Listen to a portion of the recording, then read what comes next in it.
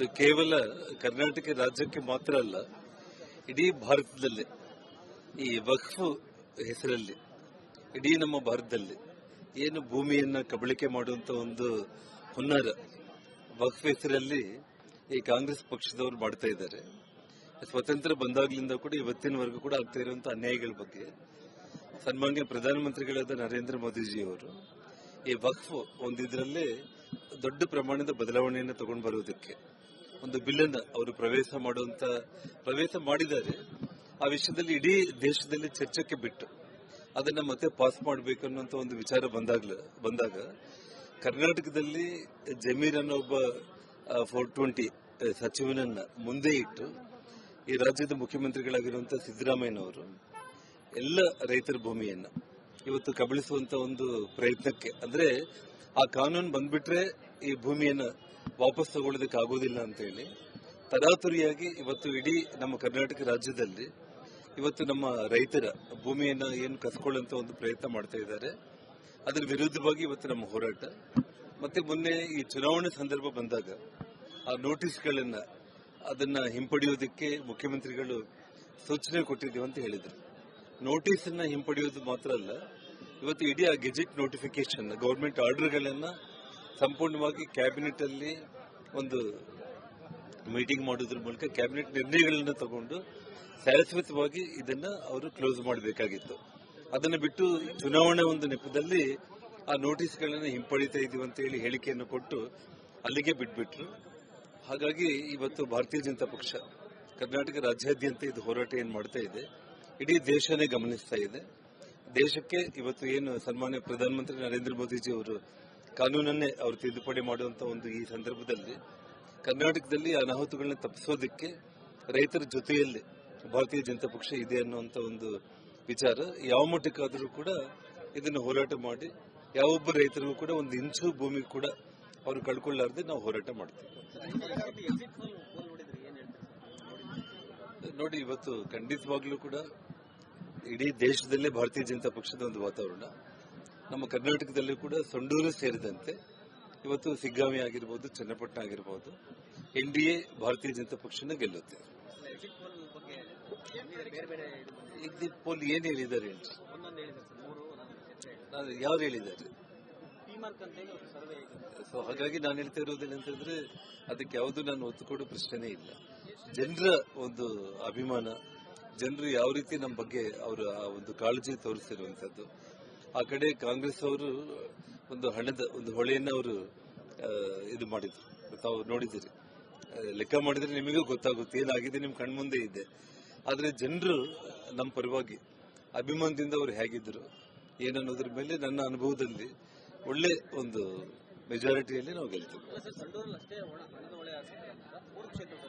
So 3 ಕ್ಷೇತ್ರಗಳಲ್ಲಿ ಆಗಿರಬಹುದು. ಸೊಂಡೂರು ಜನರ ಒಂದು ಒಲವು ಭಾರತೀಯ ಜನತಾ ಪಕ್ಷದ ಪರವಾಗಿ ಇದೆ ಅಂತ ಹೇಳಿ ಈ ರಾಜ್ಯದ ಮುಖ್ಯಮಂತ್ರಿಗಳೇ ಅವರು ಒಂದು ದಿನದ ಕಾರ್ಯಕ್ರಮವನ್ನು 2-3 ದಿನಗಳಿಗೆ ಮಾಡೋದ್ರಲ್ದಂಗೆ ಮುಂಚೆ ದಿನ ಬಂದು ಒಂದಿನ ಸಂಪೂರ್ಣ ಸಾಯಂಕಾಲ ರಾತ್ರಿ ಎಲ್ಲ ಕೂಡ ಕೆಲಸ ಮಾಡಿ ಹೆಚ್ಚು ಕಡಿಮೆ 4 ದಿನ ಸೊಂಡೂರಲ್ಲಿ ಅವರು ಇಲ್ಲಿ ಉಳಿಯುವಂತ ಸ್ಥಿತಿ ಬಂದಿದೆ ಅಂತಂದ್ರೆ ಸೊಂಡೂರು ಜನರು ಬಿಜೆಪಿ ಪಕ್ಷದ ಪರವಾಗಿ ಇದ್ರು ಅನ್ನೋದಕ್ಕೆ ಇದೇ ಸಾಕ್ಷಿ.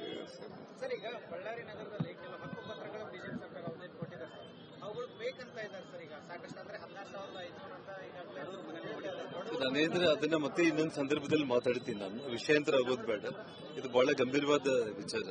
ವಕ್ಫ್ ವಿಚಾರದಲ್ಲಿ ಚುನಾವಣೆ ಮುಂಚೆನೆ ನಾವು ಹೇಳಿದೀವಿ ಅದನ್ನ. ಇಡೀ ಪ್ರತಿಯೊಂದು ಅಸೆಂಬ್ಲಿಯಲ್ಲಿ 30-40 ಸಾವಿರ ಕಾರ್ಡ್ಗಳನ್ನ ಅವರು ಖಂಡಿತವಾಗ್ಲೂ ಕೂಡ ಕ್ಯಾನ್ಸಲ್ ಮಾಡ್ತಾರೆ. ಆ ಗ್ಯಾರಂಟಿಗಳನ್ನು ಕೊಡೋದಕ್ಕೆ ಕೈಲಾಗದೇ ಇರುವಂತ ಸ್ಥಿತಿಯಲ್ಲಿ ಈ ಒಂದು ಇದಕ್ಕೆ ಕೈ ಹಾಕಿದ್ದಾರೆ. ನಿನ್ನೆ ಎಲ್ಲ ನಾನು ಮಾಧ್ಯಮಗಳಲ್ಲಿ ನೋಡ್ತಾ ಇದ್ದೆ, ಜನರು ನಮಗೆ ಗ್ಯಾರಂಟಿ ಸ್ಕೀಮ್ಗಳು ಇಲ್ಲ ಅಂದ್ರೆ ಪರವಾಗಿಲ್ಲ, ನಮ್ಮ BPL ಕಾರ್ಡ್ ನಮಗಿದ್ರೆ ಸಾಕು ಅಂತ ಹೇಳಿ ಹೇಳ್ತಾ ಇದ್ದಾರೆ. ಇದು ಕೇವಲ ಕರ್ನಾಟಕ ರಾಜ್ಯಕ್ಕೆ ಮಾತ್ರ ಅಲ್ಲ, ಇಡೀ ಭಾರತದಲ್ಲಿ ಈ ವಕ್ಫ್ ಹೆಸರಲ್ಲಿ ಇಡೀ ನಮ್ಮ ಭಾರತದಲ್ಲಿ ಏನು ಭೂಮಿಯನ್ನ ಕಬಳಿಕೆ ಮಾಡುವಂತ ಒಂದು ಹುನ್ನಾರ ವಕ್ಫ್ ಹೆಸರಲ್ಲಿ ಈ ಕಾಂಗ್ರೆಸ್ ಪಕ್ಷದವರು ಮಾಡ್ತಾ ಇದ್ದಾರೆ. ಸ್ವತಂತ್ರ ಬಂದಾಗ್ಲಿಂದ ಕೂಡ ಇವತ್ತಿನವರೆಗೂ ಕೂಡ ಆಗ್ತಾ ಇರುವಂತಹ ಅನ್ಯಾಯಗಳ ಬಗ್ಗೆ ಸನ್ಮಾನ್ಯ ಪ್ರಧಾನಮಂತ್ರಿಗಳಾದ ನರೇಂದ್ರ ಮೋದಿಜಿಯವರು ಈ ವಕ್ಫ್ ಒಂದಿದ್ರಲ್ಲೇ ದೊಡ್ಡ ಪ್ರಮಾಣದ ಬದಲಾವಣೆಯನ್ನು ತಗೊಂಡು ಬರುವುದಕ್ಕೆ ಒಂದು ಬಿಲ್ ಅನ್ನು ಅವರು ಪ್ರವೇಶ ಮಾಡಿದ್ದಾರೆ.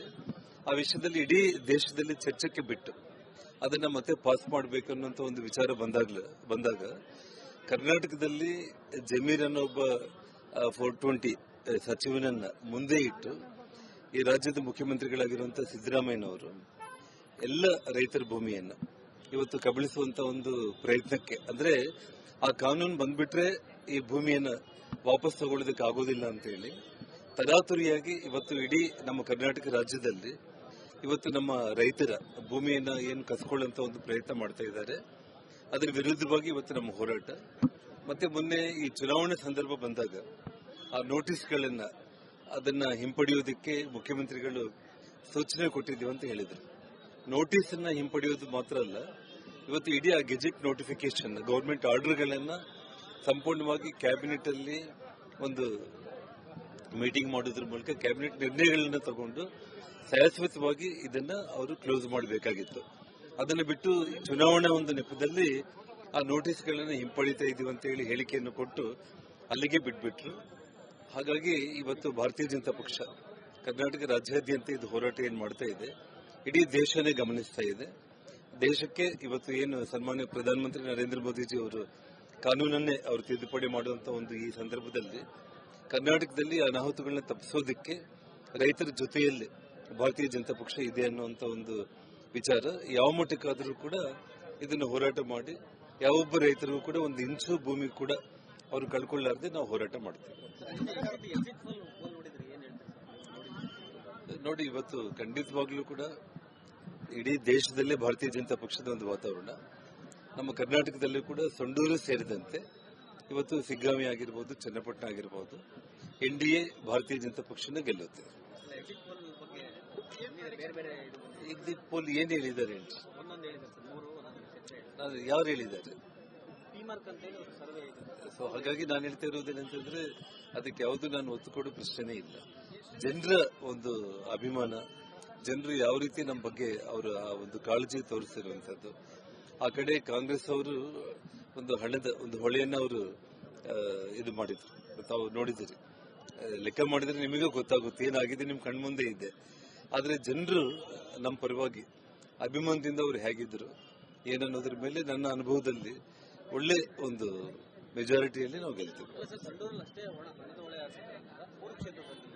3 ಕ್ಷೇತ್ರಗಳಲ್ಲಿ ಆಗಿರಬಹುದು.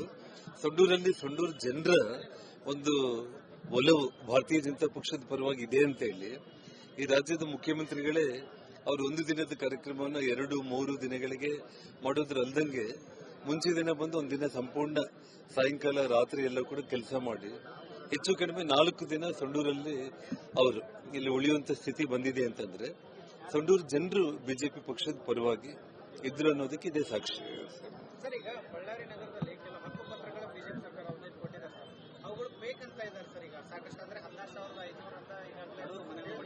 ನಾನೇಂದ್ರೆ ಅದನ್ನ ಮತ್ತೆ ಇನ್ನೊಂದು ಸಂದರ್ಭದಲ್ಲಿ ಮಾತಾಡ್ತೀನಿ. ನಾನು ವಿಷಯಾಂತರ ಆಗೋದು ಬೇಡ, ಇದು ಬಹಳ ಗಂಭೀರವಾದ ವಿಚಾರ.